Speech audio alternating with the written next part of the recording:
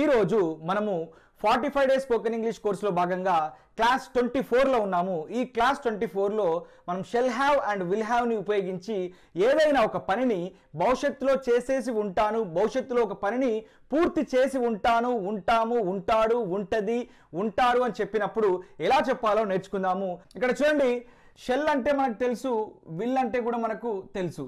Shell అంటే will అంటే ఏంటి? యాక్చువల్గా ఏదైనా ఒక పనిని భవిష్యత్తులో చేస్తాను, చేస్తాము, చేస్తాడు, చేస్తుంది అని చెప్పినప్పుడు మనము షెల్లుని కానీ విల్లుని కానీ ఉపయోగిస్తాము.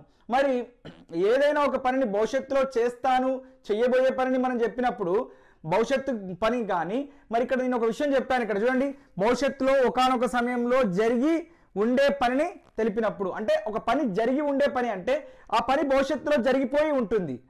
బేసికల్గా ఏదైనా ఒక పాస్ట్ యాక్షన్ ఎట్లా ఉంటుంది? ఇక్కడ చూడండి, పాస్ట్ యాక్షన్స్ ఇన్ ఫ్యూచర్ అని రాశాను. ఇది చాలా కాంట్రాడిక్టరీగా ఉంది. పాస్ట్ యాక్షన్స్ ఫ్యూచర్లో పాస్ట్ యాక్షన్స్ ఏంటి అని ఒక డౌట్ వస్తుంది మీకు. చెప్తాను చూడండి, ఇక్కడ క్లియర్గా చెప్తాను చూడండి. రేపు ఈ సమయానికి నేను సినిమా చూసేసి ఉంటాను. మే ఎండింగ్ వరకు కేజీఎఫ్ సినిమా రిలీజ్ అయి ఉంటుంది. ఈ నెక్స్ట్ వీక్ ఎండ్ కల్లా నేను ఇంగ్లీష్ నేర్చేసుకొని ఉంటాను. లేదా ఇయర్ ఎండింగ్ వరకు RRR RRR సినిమా రిలీజ్ అయి ఉంటుంది. ఏదైనా ఒక పని భవిష్యత్తులో జరిగిపోయి ఉంటుంది అని చెప్పి మనం ఇమాజిన్ చేసుకొని ప్రిడిక్ట్ చేసి ఒక ఊహాజనితంగా అప్పుడు జరిగిపోయి ఉంటుంది అని చెప్పి మనము ఇప్పుడే ముందే ప్రిడిక్షన్ చేసినప్పుడు మనము ఈ షెల్ హ్యావ్ విల్ హ్యావ్ని ఉపయోగిస్తాము. చిన్న ట్రిక్ చెప్తాను. షెల్ అంటే భవిష్యత్తు గురించి చెప్తుంది, విల్ అన్నా కూడా భవిష్యత్తు గురించి చెప్తుంది. And we know well about this. షెల్ని విల్ని ఆల్టర్నేట్గా యూస్ చేసుకోవచ్చు. నేను పర్సనల్గా మీకు రిక్వెస్ట్ చేసేది ఏంటి అని అంటే, ఈ విల్ హ్యావ్ని మనం తీసుకుందాం ఎప్పుడు కూడా. Instead of using shall have, we shall take will have for granted. And ఈ విల్ హ్యావ్తోనే మనం సెంటెన్సెస్ని ఫ్రేమ్ చేయడానికి మనం ప్రయత్నిద్దాము. ఎందుకనంటే విల్ హ్యావ్తోని కొలాక్యువల్ లాంగ్వేజ్ అంటే వాడుక భాషలో మాట్లాడినప్పుడు కానీ, రిటర్న్ టెక్స్ట్లో రాసినప్పుడు కానీ, చదివినప్పుడు కానీ మనం ఈ విల్ హ్యావ్ని మనం ఈజీగా గుర్తుపట్టవచ్చు, మాట్లాడవచ్చు, ఈజీగా ఉంటుంది. కాబట్టి మనం ఈ విల్ హ్యావ్నే తీసుకుందాము. మీకు తెలుసు, హ్యావ్ వచ్చినప్పుడు వర్బ్ ఏ ఫామ్లో రావాలి? పాస్ట్ పార్టిసిపుల్ ఫామ్లో రావాలి. పాస్ట్ పార్టిసిపుల్ ఫామ్ అంటే ఏంటి? For example, past participle form అంటే జరిగిపోయింది. గాన్, టేకెన్, సీన్, ఏదైనా ఒక పని జరిగిపోయి ఉంటుంది. టేకెన్ అంటే తీసుకొని ఉండుట, గాన్ అంటే వెళ్ళటము, సీన్ అంటే చూడటము, ఆ పని జరిగిపోయి ఉంటుంది. మరి షెల్ విల్ అంటే భవిష్యత్తు గురించి చెప్తుంది. హ్యావ్ దేని గురించి చెప్తుంది? ఒక పని జరిగిపోయి ఉంటుంది అంటే భవిష్యత్తులో ఒక పని జరిగిపోయి ఉంటుంది అని చెప్పినప్పుడు మనం ఇలా షెల్ హ్యావ్ విల్ హ్యావ్ని తీసుకుంటాము. నేను పర్సనల్గా మీకు రికమెండ్ చేసేది ఏంటి అని అంటే, ఐవీకి షెల్ హ్యావ్ తీసుకుంటాము, యూ దే హీ షీట్కి విల్ హ్యావ్ తీసుకుంటాము. సో ఇక్కడ మనకు షెల్ హ్యావ్ విల్ హ్యావ్ ఉన్నప్పటికీ కూడా నేను మీకు పర్సనల్గా రికమెండ్ చేసేది ఏంటి అని అంటే, కొలాక్యువల్ లాంగ్వేజ్లో వాడుక భాషలో ఎక్కువగా మనం విల్ హ్యావ్నే చూస్తాం కాబట్టి, విల్తోనే ఎక్కువగా సెంటెన్సెస్ని ఫ్రేమ్ చేస్తాము, మాట్లాడతాం కాబట్టి ఈ IV you they he sheet ఉన్నప్పుడు మొత్తం కూడా మీరు విల్ హ్యావ్తోనే చెప్పండి. Leave this shall have, but idea కోసం మాత్రం షెల్ హ్యావ్ యూజ్ చేయండి. And mostly we don't use this helping verb shall have and will have during hour conversation in our day to day life. అంటే మన రోజువారీ జీవితంలో వీటిని మనం రెగ్యులర్గా యూజ్ చేయము. బట్ తెలుసుకుంటే రేపు ఏదైనా న్యూస్ పేపర్ కానీ, మ్యాగజైన్ కానీ, రిటర్న్ టెక్స్ట్ కానీ, నావెల్స్ కానీ, ఎక్కడైనా ఎవరైనా మాట్లాడుతున్నప్పుడు కానీ, మనం విన్నప్పుడు కానీ, చదువుతున్నప్పుడు కానీ దీని గురించి ఒక ఐడియా ఉంటే, ఓహో ఇది ఈ సందర్భమా అని మనకు అర్థమైపోతుంది అన్నట్టు. సో షెల్ విల్ అంటే భవిష్యత్తు, హ్యావ్ అంటే కంప్లీట్ అయిపోయింది. To express an action that will already have happened at some point of time in the future అంటే ఫ్యూచర్లో ఒక సమ్ పాయింట్ ఆఫ్ టైంలో ఆ పని జరిగిపోయి ఉంటుంది అని దాని అర్థం. దాని ఎగ్జాంపుల్స్ ఏంటో ఇప్పుడు ఇచ్చే ప్రయత్నం చేస్తాను. బట్ మీరు గుర్తుపెట్టుకోవాల్సింది, మనం హ్యావ్ ఫార్మ్స్ ఎక్కడ వచ్చినా కానీ జాగ్రత్తగా వినండి. Have, has, had, shall have, will have, should have, must have, may have, might have, could have, would have, ఎప్పుడైనా సరే హ్యావ్ తర్వాత వర్బ్ యూజ్ చేయాల్సి వస్తే పాస్ట్ పార్టిసిపుల్ ఫామ్లో యూజ్ చేయాలి. ఆ past participle form of the verb అంటే ఏంటో చెప్తాను, దాన్ని ఎలా యూజ్ చేయాలో కూడా ఇప్పుడు చెప్పే ప్రయత్నం చేస్తాను. దానికంటే ముందు మీరు గుర్తుపెట్టుకోవాల్సిన విషయం ఏంటంటే, షెల్కి నాట్ యాడ్ చేస్తే షాంట్ అంటాము, విల్కి నాట్ యాడ్ చేస్తే వోంట్ అంటాము. ఒకవేళ మనం షార్ట్ కట్లో కాకుండా డైరెక్ట్గా చెప్తే షెల్ నాట్ అంటాము, దీన్ని విల్ నాట్ అంటాము. అందుకనే షెల్ నాట్ హ్యావ్ అని చెప్పి పలకాలి, విల్ నాట్ హ్యావ్ అని చెప్పి పలకాలి. లేదా షార్ట్ కట్లో షాంట్ హ్యావ్ అని చెప్పాలి, వోంట్ హ్యావ్ అని చెప్పాలి. దీనికి కొన్ని కీవర్డ్స్ ఉంటాయి. By tomorrow, by next week, by the time అంటే బై ద టైమ్ అంటే by 5 o'clock I will have watched Vakeel Saab movie అంటే ఈరోజు 5 o'clockకి ఆ సినిమా నేను చూస్ చేసి ఉంటాను అని చెప్పాలనుకోండి, అంటే ఈవినింగ్ 5 o'clockకి. నేను ఇప్పుడు పొద్దున అనుకోండి, I will have watched Vakeel Saab movie by 5 o'clock in the evening అంటే ఈవినింగ్ 5 o'clock కల్లా నేను ఆ సినిమాను చూసేసి ఉంటాను. భవిష్యత్తులో ఆ పని పూర్తి చేసి ఉంటాను, ఆ పనిని మేము పూర్తి చేసి ఉంటాము, అతడు పూర్తి చేసి ఉంటాడు, ఆమె పూర్తి చేసి ఉంటుంది. ఒక పని భవిష్యత్తులో ఒకానొక సమయం వరకు అది పూర్తి చేయబడి ఉంటుంది అని చెప్పే సందర్భంలో మనము షెల్ హ్యావ్ని విల్ హ్యావ్ని ఉపయోగిస్తాము. ఈ కీవర్డ్స్ని యూజ్ చేస్తూ మనం చెప్తుంటాం బేసికల్గా. ఇప్పుడు దీన్ని ఇంకా క్లియర్గా ఎక్స్ప్లెయిన్ చేసే ప్రయత్నం చేస్తూ ఎగ్జాంపుల్స్ ఇస్తాను. భవిష్యత్తులో ఒక పనిని చేసేసి ఉంటాను, ఉంటాము, ఉంటారు అని చెప్పినప్పుడు యూజ్ చేస్తారు ఈ షెల్ హ్యావ్ విల్ హ్యావ్ అని చెప్పాను కదా. ఇప్పుడు చూడండి, I we you they he she it a subject pronoun మీరు తీసుకున్నా నేను మీకు రికమెండ్ చేసేది ఏంటి అంటే విల్ హ్యావ్ని యూజ్ చేయండి ఇన్స్టెడ్ ఆఫ్ షెల్ హ్యావ్. ఎందుకంటే ఇది కొంచెం మెలోడియస్గా ఉంటుంది and most frequently we find this in our conversations అన్నట్టు. మనం మాట్లాడుతున్నప్పుడు మన సంభాషణలో ఈ విల్ హ్యావ్ అనేది రెగ్యులర్గా మనము వినిపిస్తుంటుంది, మనకు దాన్ని అనుభవపూర్వకంలో మనకు వస్తుంది కాబట్టి విల్ హ్యావ్నే తీసుకుందాము. I will have watched a movie by the end of this week అంటే ఈ వారం చివరికల్లా నేను ఒక సినిమా చూసేసి ఉంటాను. అంటే ఒక యాక్షన్ అనేది పాస్ట్ యాక్షన్ అనేది ఫ్యూచర్లో పని జరిగిపోయి ఉంటుంది, భవిష్యత్తులో ఒక పని ఆల్రెడీ చేసేసి ఉంటాను అని చెప్పినప్పుడు మనము ఈ షెల్ హ్యావ్ విల్ హ్యావ్ని తీసుకుంటున్నాము. And my recommendation is to take will have. And ఈ ఐతో నేను తీసుకున్నాను, మీరు వి యూ దే హీ షీట్తో తీసుకొని 135 పేజీలో హోంవర్క్ చేయండి. And that to positive sentence, interrogative sentence, negative sentence and negative interrogative సెంటెన్సెస్ని ఎలా ఫ్రేమ్ చేయాలో ఇప్పుడు చెప్తాను.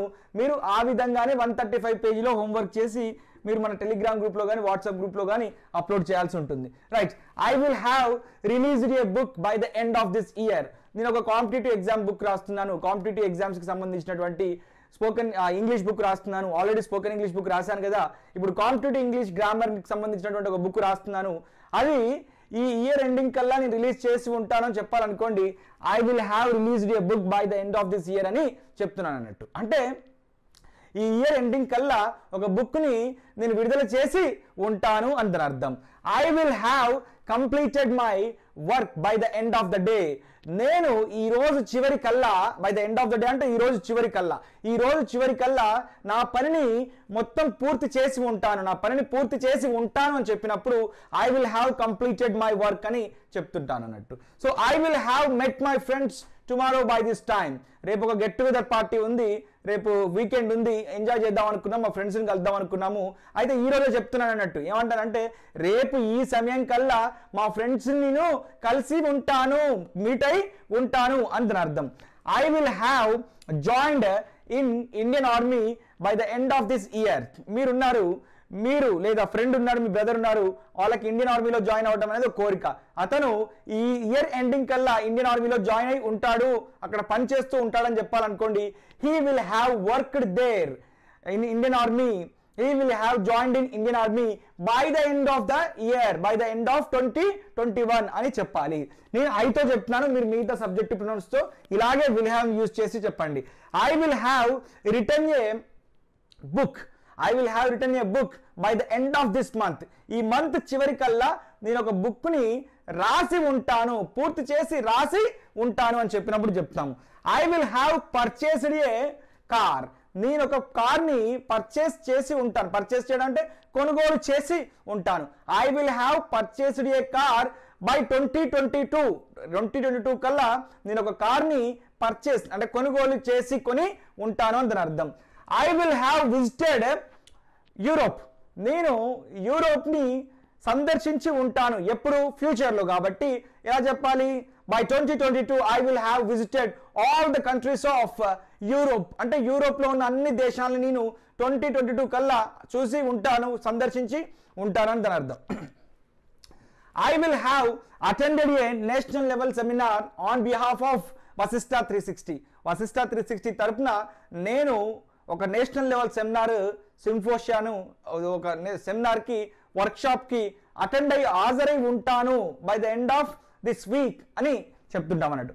అన్నీ కూడా ఫ్యూచర్లోనే జరుగుతున్నాయి కాబట్టి బై అని, బై ద ఎండ్ ఆఫ్ అని, బై నెక్స్ట్ అని, బై నెక్స్ట్ మంత్ అని, బై నెక్స్ట్ వీక్ అని, బై నెక్స్ట్ ఇయర్ అని ఈ రకంగా చెప్తుంటాం అన్నట్టు. I will have reached my goals by the end of this year. ఈ ఇయర్ ఎండింగ్ కల్లా నా గోల్స్ అని నేను చేరుకొని ఉంటాను, రీచ్ అయి ఉంటాను అని అర్థం.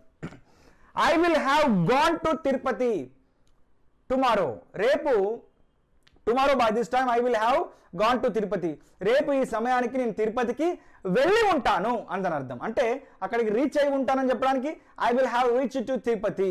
నేను అక్కడ తిరుపతిని సందర్శించుకొని ఉంటానని చెప్పడానికి I will have visited Tirupati, I will have visited lord Venkateswara. అంటే సందర్శించుకొని ఉంటాను అని చెప్పినప్పుడు సందర్శించడాన్ని మనం విజిటెడ్ అంటాం కాబట్టి అలా చెప్తుంటాం అన్నట్టు.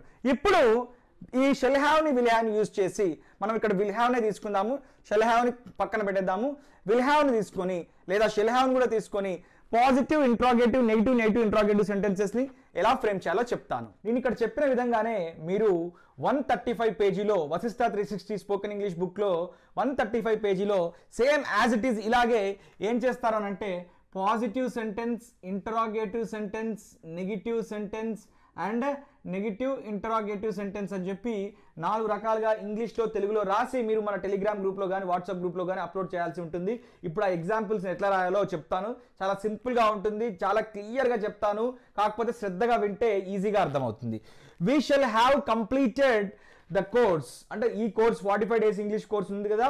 We shall have completed 45 days spoken English course by the end of this month. అంటే ఈ మంత్ చివరికల్లా, ఈ నెల చివరికల్లా మన 45 డేస్ స్పోకెన్ ఇంగ్లీష్ కోర్సు పూర్తి చేసి ఉంటాము. మనము ఈ పూర్తి అయి ఉంటుంది, పూర్తి చేసి ఉంటాము అని చెప్పినప్పుడు ఇలా చెప్తుంటాం అన్నట్టు.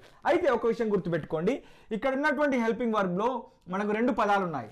2 పదాలు ఉన్నప్పుడు ఏం చేయాలంటే దీన్ని ఫస్ట్ వర్డ్, ఇది సెకండ్ వర్డ్ కింద తీసుకోవాలి. ఇది ఫస్ట్ వర్డ్, దీన్ని సెకండ్ వర్డ్ కింద తీసుకోవాలి. సబ్జెక్టివ్ ప్రొనౌన్ ఏది ఉన్నా సరే, I, we, you, they, he, she, it ఏది ఉన్నా సరే దాన్ని ఈ రెండింటి మధ్యన ప్లేస్ చేయాలి, పెడితే సరిపోతుంది. అప్పుడు ఇక్కడికి వచ్చింది చూసారా మధ్యలోకి, అప్పుడు ఏమవుతుందంటే క్వశ్చన్ అవుతుంది అన్నట్టు. We shall have completed the course by the end of this month అంటే ఈ మంత్ చివరికల్లా మన కోర్సును పూర్తి చేసి ఉంటాము అని దాని అర్థం. Shell we have completed the course by the end of this month అంటే ఇప్పుడు క్వశ్చన్ అడుగుతున్నాం అన్నట్టు.